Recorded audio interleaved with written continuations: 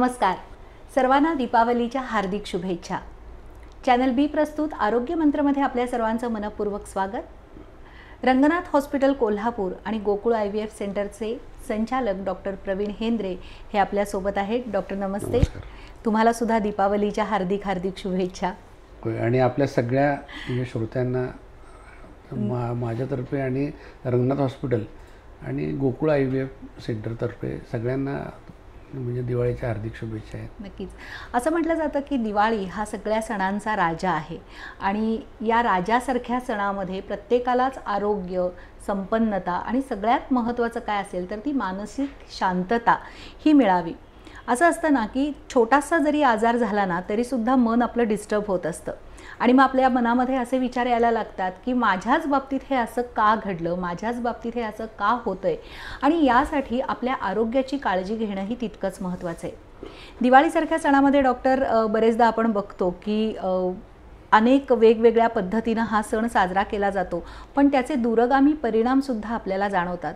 पण एकूणच भारतीय संस्कृतीमध्ये जे सगळे सण आहेत वेगवेगळे, म्हणजे बहुतेक दर महिन्याला एक सण आपल्याकडे येतो, तर ते सण आणि स्त्रिया यांचं एक आगळं वेगळं नातं आहे. तर तुमच्या दृष्टीने हे सगळं थोडंसं एक्सप्लेन करा ना. नाही, ते तर आहेच, पण सगळ्यात पहिल्यांदा मी तुम्हाला सांगतो, या दिवाळीच्या दिवशी सर्वांना सांगतो की आपण हे जे काही सब्जेक्ट सगळे आता समजा एक्टोपिक प्रेग्नन्सी, कुठे फायब्रॉइड युटरस किंवा या सगळ्या म्हणजे ज्या काही समस्या आहेत गरोदरपणातल्या, ह्या आपण इथं विवेचन करतोय. त्याच्या मागे एकच कारण आहे, म्हणजे त्यांना भीती बसावी सगळ्यांना असं नाही आहे, तर त्यांच्यामध्ये जागृती यावी. म्हणजे कुठल्या सायन्स आहेत की त्या ओळखून त्यांनी तिथं जायला पाहिजे. नैसर्गिकरित्या ज्या काही गर्भधारणा होतात किंवा ज्या म्हणजे बहुतेक गर्भधारणा ज्या आहेत त्या नॉर्मलच असतात, नॉर्मलच होतात आणि दे एंड विथ नॉर्मॅलिटी. म्हणजे एक छान बाळ आणि आई हे होतं. अल्ट्रासाऊंडचे आमचे एक सुरेश नावाचे सर आहेत. आता हे अल्ट्रासाऊंड सुरू झालं आहे म्हणून हे सगळे 4 वेळा अल्ट्रासाऊंड, 10 वेळा अल्ट्रासाऊंड सगळं चाललं आहे. सर म्हणाले की समजा तुम्ही आता 100 अल्ट्रासाऊंड केलेले आहेत आणि सर्व अल्ट्रासाऊंड तुम्ही व्यवस्थित न बघतासुद्धा जरी सगळे रिपोर्ट नॉर्मल जरी लिहिले तर you will be wrong only for 4%. हे रॉंग किंवा जे म्हणजे रॉंग म्हणजे काय, याचा अर्थ प्रॉब्लेमॅटिक जे आहे ते 4% आहेत. पण ते 4% शोधण्यासाठी एवढा सगळा आपला उपद्व्याप करायला लागतोय. तर म्हणून माझं आज दिवाळीच्या दिवशी सगळ्यांना एकच म्हणणं आहे की गरोदरपणा हे आजार असा तुम्ही समजू नका. You must enjoy the pregnancy. कारण ही निसर्गाची सगळ्यात मोठी देणगी आहे स्त्रीला. ही त्यांनी त्याचा अनुभूती घेणं फार गरजेचं आहे. You should enjoy the pregnancy. म्हणजे समजा प्रेग्नंट झाल्यानंतर आपण प्रेग्नन्सीच्या पहिल्या 3 महिने, दुसऱ्या 3 महिने आणि तिसऱ्या 3 महिन्यामधल्या नॉर्मल प्रेग्नन्सीमधल्या समस्यांबद्दल सुद्धा बोलणार आहोत. बरोबर. पण या समस्या ज्या आहेत ह्या तुम्ही म्हणजे ह्या आपल्याला येणार आहेत हे जेव्हा आपल्याला माहीत असतं, हे समजा एखादा समोर खड्डा आहे, हा खड्डा आहे हे आपल्याला जेव्हा माहीत असतं तेव्हा आपण जपून बरोबर त्याच्यातून चालतो. तर हे कसं एन्जॉय करायचं हे सुद्धा आपण आपल्या चर्चेमध्ये करणार आहोत. पण मला म्हणजे पहिल्यांदा सगळ्यात महत्त्वाचं सांगायचं असं आहे की डोंट वरी अबाउट प्रेग्नन्सी. तुम्ही प्रेग्नन्सीला घाबरून जाऊ नका आणि प्रेग्नन्सीबद्दल जी काय भीती आहे ही सगळी काढून टाका. कारण केवळ आणि केवळ 4% स्त्रियांमध्ये प्रॉब्लेम असतात. फक्त आमची जी काय तपासणी चाललेली असते किंवा जे काय चाललेलं असतं हे त्या 4% शोधण्यासाठी आहे. त्यामुळे ते सगळंच मला लागू आहे काय. बऱ्याच वेळेस काय होतं, अगं मला पण हे असं झालं का काय असं त्यांना वाटायला. आणि त्याच्यामध्ये बाकीची भर घालणारे पण लोक बरेच असतात. कुणाचं तरी काहीतरी आणून सांगतात आणि त्यामुळं ती बाई नक्कीच घाबरून जाते आणि मनामध्ये शंका येऊ शकतात. नाही, मी तुम्हाला एक म्हणजे आम्ही जेव्हा मेडिकल कॉलेजमध्ये मी शिकत होतो तेव्हा सायकॅट्रीचा जेव्हा क्लास सुरू व्हायचा तर त्याच्यामध्ये अँक्झायटी, डिप्रेशन, न्यूरोसिस हे जेव्हा क्लासेस व्हायचे तेव्हा ते सगळे आपले आजार झाले तसंच वाटायचं. म्हणजे कारण काय माहिती का की इट इज सो नॅचरल की त्यातल्या प्रत्येक मनुष्याला जो आहे ना हा थोड्या ना थोड्या समस्या असतातच आणि त्याचे सिम्पटम्स तसे जाणवायला लागतात. आणि मग तुम्ही म्हणाले त्याप्रमाणे ते आपण त्या आजाराशी आपण रिलेट करायला सुरू करतो. म्हणजे मेडिकल कॉलेजच्या आम्ही सुद्धा ते केलेलं आहे. तर मग स्त्रियांनी करणं हे म्हणजे स्वाभाविकच आहे. पण तरीसुद्धा माझं असं म्हणणं आहे की don't worry, enjoy your pregnancy. Pregnancy ही खरोखर तुम्हाला सांगतो की म्हणजे दैवी देणगी आहे स्त्रियांना दिलेली. जी पुरुषांना कधी मिळणार नाही आहे. खरंय खरंय. तर त्यामुळे त्यांनी या प्रेग्नन्सीचं म्हणजे स्वागत करून त्यात आनंद म्हणजे निर्माण केला पाहिजे आणि काही गोष्टी त्या आपण सांगू त्याप्रमाणे वागलं त्यांना काही प्रॉब्लेम येणार नाही. मगाशी तुम्ही सांगत होता सण. हां. बघा तुम्ही सांगतो की म्हणजे सण तुम्ही जर सुरुवात यू स्टार्ट विथ हे संक्रांत, मकर संक्रांत. पूर्वीची म्हणजे जीवनपद्धती, जीवनशैली किंवा जीवनपद्धती भारतीय संस्कृती म्हणजे तुम्हाला सांगतो की या जगात एक नंबर. आपल्याला आपल्या देशाचा अभिमान असायचं कारण एकच आहे की देशामध्ये या देशाची संस्कृती ही मोहनजोदाडो हडप्पा म्हणजे 3000 वर्षापासून आपण ही म्हणजे हळूहळू ती संस्कृती आलेली आहे. सुरुवातीच्या काळामध्ये म्हणजे हे सगळे लोक म्हणजे स्त्रियांना एंटरटेनमेंटसाठी मीडिया किंवा हे चित्रपट किंवा टी व्ही हे काय नव्हतं. मग पुरुष हा घराबाहेर जाऊन म्हणजे शेतीची कामं असतील किंवा शेतीची शिकार कामं असेल, करेल बरोबर. किंवा शिकार करेल हे सगळं करेल. स्त्रियांना घरात चूल आणि मूल हाच हे होता. तर त्यांना त्यातून बाहेर पडावं यासाठी हे सगळे सण बरोबर म्हणजे फॉर्म्युलेट केलेले आहेत. संक्रांतीचा सण घ्या तुम्ही. संक्रांतीचं म्हणजे ते हळदी कुंकू करता, मग ते लहान मुलाला बोरनान घालता, मग त्यानंतर ते काय म्हणतात काहीतरी ओवाळता, काहीतरी तिळगुळ घ्या नाही आणि काहीतरी सप्रेम भेट द्या तुम्हाला संक्रांतीची. स्त्री केंद्रित झालं. त्यानंतर पुढं गुढीपाडवा आणि हे आपण थोडंसं बाजूला ठेवूया कारण चैत्राचं हळदी कुंकूही असतंच त्यामुळे मंगळागौर आल्या, तुमच्या सगळं आलं. बरोबर. पण मेन जे काही सण आहेत का नाही मोठे सण, त्याच्यानंतर येतो तो आपला वटसावित्री. वटसावित्रीची पौर्णिमा जी आहे हे सुद्धा तुमचं गेट टुगेदरच आहे. म्हणजे सगळ्या स्त्रिया आपल्या नटून थटून सगळं त्या वडाला आणि प्लस त्याच्यामध्ये आपल्या भारतीय संस्कृतीमध्ये म्हणजे पानं, फुलं, झाडं ह्या सर्व निसर्गाशी एकरूप होण्याचं सगळी कारण आहेत ही. इव्हन आपण शकुंतला जर बघितलं तर शकुंतलेच्या काळात सुद्धा त्या ह्याच्यामध्ये त्यांनी काय सांगितलं की झाडं, पानं, फुलं, वेली ह्या सगळ्या त्या शकुंतलेशी बोलत होत्या. म्हणजे हे सर्व म्हणजे नंतर ज्या लोकांनी जरी शोध लावलेला असला की म्हणजे वनस्पतीमध्ये जीव असतो तरी आपल्या पौराणिक कथांमध्ये सुद्धा त्या वनस्पतीला त्यांनी जीव दिलेला आहे. तर तसंच ते पुढं म्हणजे वटसावित्रीला वडाची सुद्धा पूजा आणि स्त्रियांचं गेट टुगेदर परत आलंच. त्याच्या पाठोपाठ येतोय नागपंचमी. मग नागपंचमीला चलग साई वारुळाला म्हणजे सगळ्या साया एकत्र आल्याच त्या आपल्या चालल्या वारुळाला. ते संपत नाही तोपर्यंत लगेच गौरी गणपती येत आहेत. गौरी गणपती तर म्हणजे काय सगळ्या स्त्रियांचाच हे आहे आणि ते संपलं की तोपर्यंत तुमचं नवरात्र आलं. मग तुमचा जिम्मा फुगडी सगळं आलं. हादगा येतो त्याच्या, हादगा आला, बोंडला आला, सगळं आलं.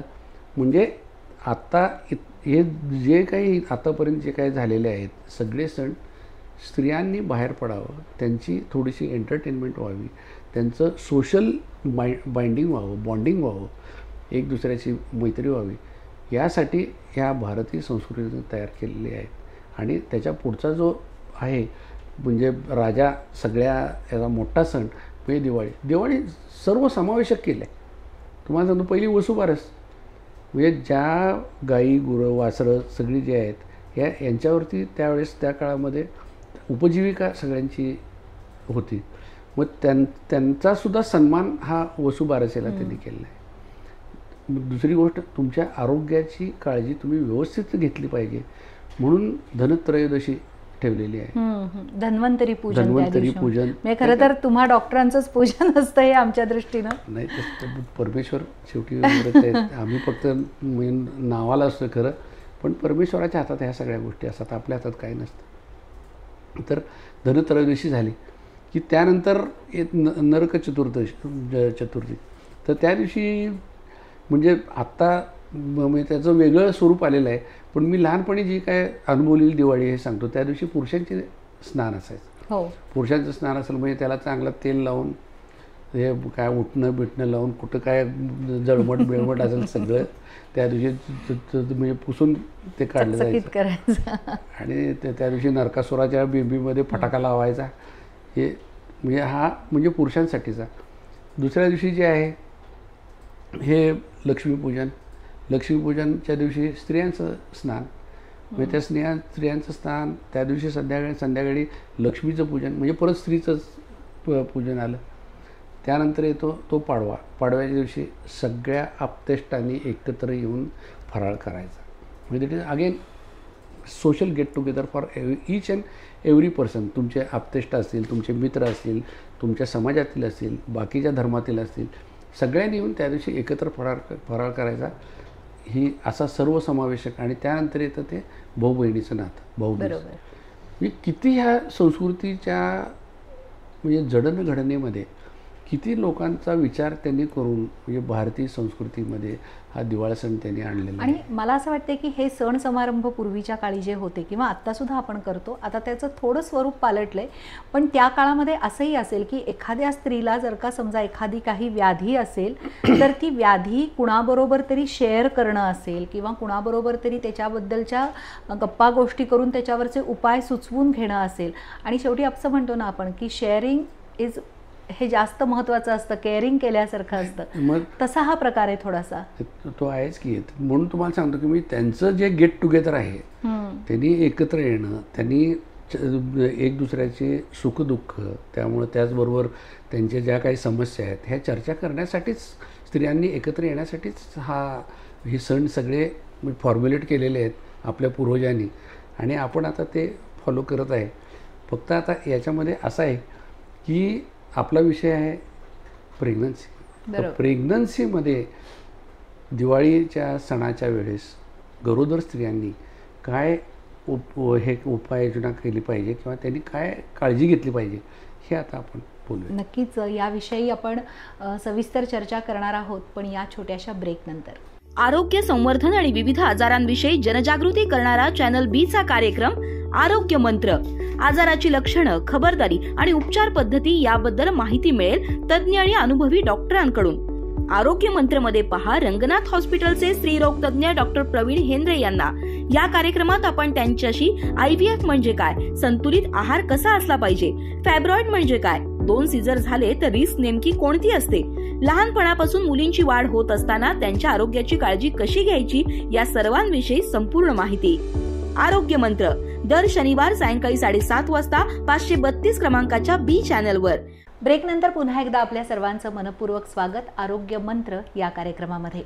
डॉक्टर, आपण बघत होतो की प्रेग्नंट महिलांनी या खास करून दिवाळीच्या दिवसांमध्ये नेमकी काय काळजी घ्यावी. कारण एकतर संपूर्ण वातावरणामध्ये थोडंसं फटाक्यांमुळे दूषित झालेलं वातावरण, अलीकडच्या काळामध्ये तयार पदार्थ जे असतात तर ते आणून खाणं असेल किंवा अजूनही अनेक गोष्टी आहेत की ज्या तिच्या आरोग्याच्या दृष्टीनं घातक ठरू शकतात. तर काय काय काळजी घेतली पाहिजे? नाही, पहिल्यांदा आपण म्हणजे हे असं डिवाईड करूया. म्हणजे फटाके, पोल्युशन. फटाके आणि पोल्युशन याचा लंगवरती म्हणजे आपल्या फुफ्फुसांवरती परिणाम होतो. तर त्यामुळे गरोदर स्त्रियांनी शक्यतो या फटाक्याच्या धुरापासून आणि फटाक्याच्या मोठे जे फटाके असतात आवाजाचे, त्या कारण इवन आता अभिमन्यू आपला माहीतच आहे, तर त्या पोटातल्या बाळाला सुद्धा ऐकू येत जातेच.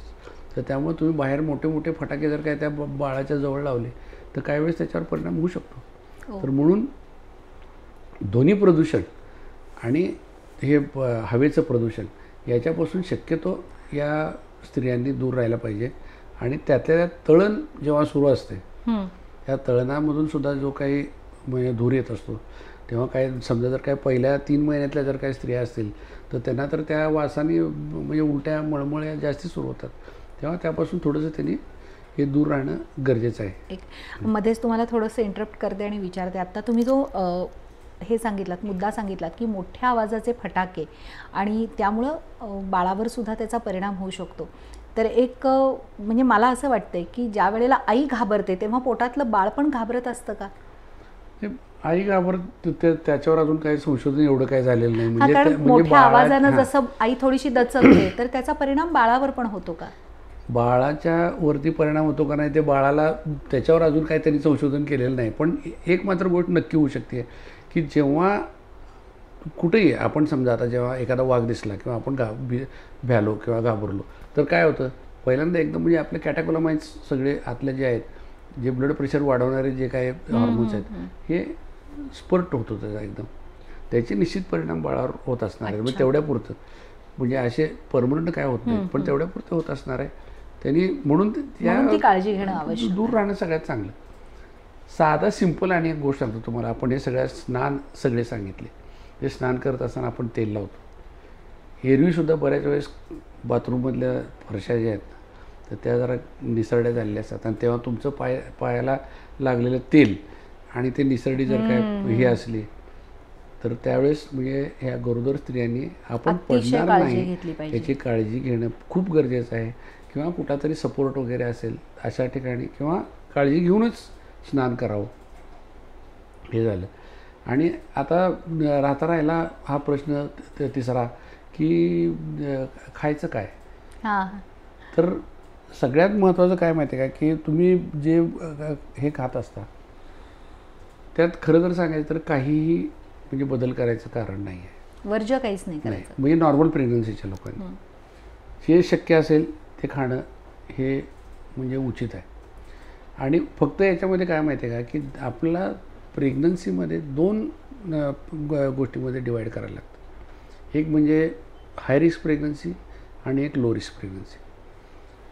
जनरल सर्व प्रेग्नन्सी ज्या आहेत ह्या लो रिस्क प्रेग्नन्सीच असतात. मेजॉरिटी प्रेग्नन्सी ह्या म्हणजे नॉर्मल प्रेग्नन्सी असतात आणि त्या लो रिस्क असतात.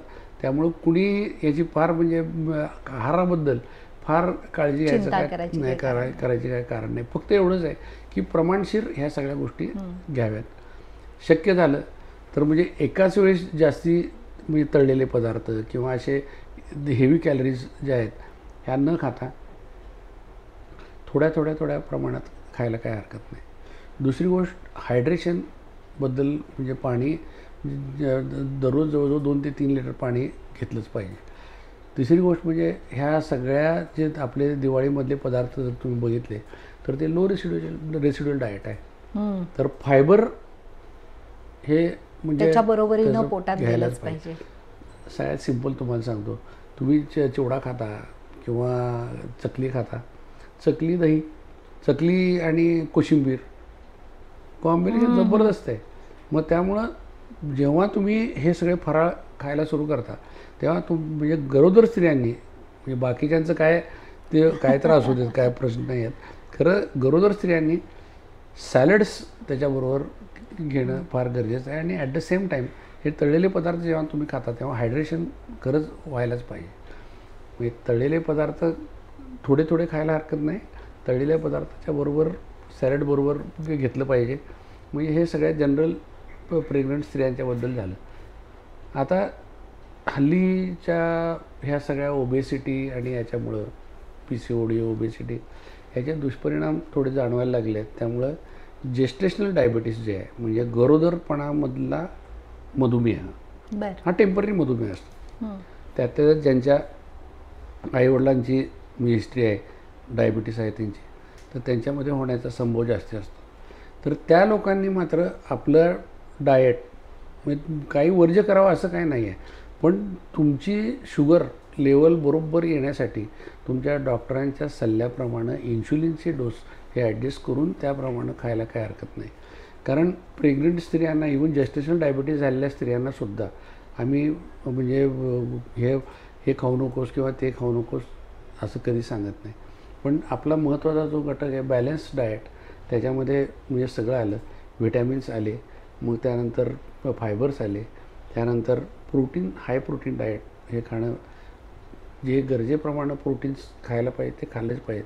व्हेजिटेरियन लोकांनी बरोबर म्हणजे काय म्हणतात त्याला उसळी सगळ्या खाल्ल्या पाहिजेत. आणि म्हणजेच तुम्ही दिवाळीचे पदार्थ घ्या पण त्याच्याबरोबर ह्या सगळ्या गोष्टी म्हणजे त्या आहारामध्ये समावेश करणं गरजेचं आहे. कारण नाही म्हणले तरी ह्या सगळ्या जरी आपण म्हणलो की 7 दिवसाचा प्रोग्राम आहे पण हे सगळे प्रकार जवळजवळ 15 ते 20 दिवसपर्यंत ते चालतात. म्हणजे लिटरली तुळशी विवाहापर्यंत हा दिवाळी सण आपल्याकडे चालूच असतो. तर त्यामुळं स्त्रियांनी मुख्यत्वे या आहाराकडं लक्ष देणं खूप गरजेचं आहे. आणि त्याच्यावर जर त्यांनी कॉन्सन्ट्रेट केलं तर काही प्रॉब्लेम येणार नाही. पण त्यातल्या डायबिटीज लोकांनी आपली शुगर कंट्रोल करण्यासाठी मात्र ह्या इन्शुलिनचे डोस आपल्या डॉक्टरच्या सल्ल्याप्रमाणे करणं खूप गरजेचं आहे. ह्याला जोडूनच एक प्रश्न विचारते की हल्लीच्या काळामध्ये एकमेकांना खाद्यपदार्थ गिफ्ट द्यायची एक पद्धत आलेली आहे. म्हणजे ज्याला आपण म्हणू ना की दिवाळीला भेटायला जात असताना आपल्या घरचे पदार्थ न्यायचे नाहीत, तर काहीतरी तयार बाजारामध्ये असतं तर तो बॉक्स द्यायचा, मिठाईचा बॉक्स द्यायचा. तर मोह असा असतो की सगळेच आतले पदार्थ छान रंगीत रंगीत आणि एकदम ॲट्रॅक्टिव्ह असे असतात, पण ते आपल्याला लक्षात येत असतं की ते खाणं योग्य आहे का नाही. म्हणजे आपण इतर लोक खाऊ, पण जी प्रेग्नंट बाई आहे तिनं खाणं योग्य आहे का नाही, मोह जरी झाला तरी. नाही, माझं तर स्पष्ट एक मत आहे की आपल्या घरात तयार केलेले पदार्थ तुम्ही खावे. कारण तुम्हाला सांगतो की आपण कितीतरी वेळा बघतो की त्याच्यामध्ये ॲडल्ट्रेशन कितीतरी सापडतं. मेनली हे ॲडल्ट्रेशन जे आहे, इवन म्हणजे खावा किंवा हे किंवा त्याच्यावर लावलेले रंग असतात, त्याच्यावर वर्ख असतो. बेसिकली आपण कितीतरी म्हणजे धाड टाकली आणि त्यातून हे असं हे मिळेल, तर वाय टू टेक चान्स. आपल्या घरात मस्त पाहिजे काय चकली करता येते, शेव करता येते, चिवडा करता येतो, इट्स व्हेरी गुड. मग ते तेवढं आपण करून म्हणजे खरं तर म्हणजे हे पूर्वी तेच पदार्थ असायचे. आत्ता हे नवीन नवीन फॅशन्स आलेले आहेत. म्हणजे सगळ्या त्या स्वीट मीट मार्टमधल्या वेगवेगळे पदार्थ वगैरे वगैरे वगैरे. पण पूर्वी खरं तर ना छानपैकी असं ताट वाढून एकमेकांच्याकडे दिलं जायचं सगळं पदार्थांचं. ते दिवस एक वेळ छान फार सुंदर दिवस होते, तुम्हाला सांगतोय का की. आणि माझं तर आयुष्य म्हणजे बहुतेक खेड्यागावातच गेलेलं आहे. तर खेड्यामध्ये दिवाळी सण म्हणजे मजाच मजा. म्हणजे आज ह्याच्या घरी ह्याला करायला फराळ जायचं की उद्या त्याच्या घरी फराळ. म्हणजे ते तुळशी विवाह येईपर्यंत घरात कोणी खायलाच नसायचं. म्हणजे सगळीकडे इकडं जायचं तिकडं जायचं आणि सगळे एकत्र आलेले असायचे. म्हणजे सुट्टीनिमित्त सगळे एकत्र असायचे, खूप मजा असायची. आमच्या घरीसुद्धा आम्ही 5 भावंड. तर ह्याची दिवाळीची तयारी करतानासुद्धा खेड्यातून आम्ही शहरात जाऊन सगळा म्हणजे साहित्य घेऊन यायचो. आणि आमचं जे म्हणजे जिथं आम्ही गावावर राहत होतो ते रोडपासून एसटीपासून 12 किलोमीटर लांब होतं. तर मग ते आम्ही सगळे 5 भावंड, आई वडील सगळे चालत तिथपर्यंत जायचो. आणि येताना माझ्यापेक्षा जी मोठी बहीण आहे तिच्या डोक्यावर नेहमी डालड्याचा डबा. तेव्हा डालडा फेमस होता तेव्हा. तर डालड्याचा डबा तिला अजूनही आम्ही डालडाच म्हणतो.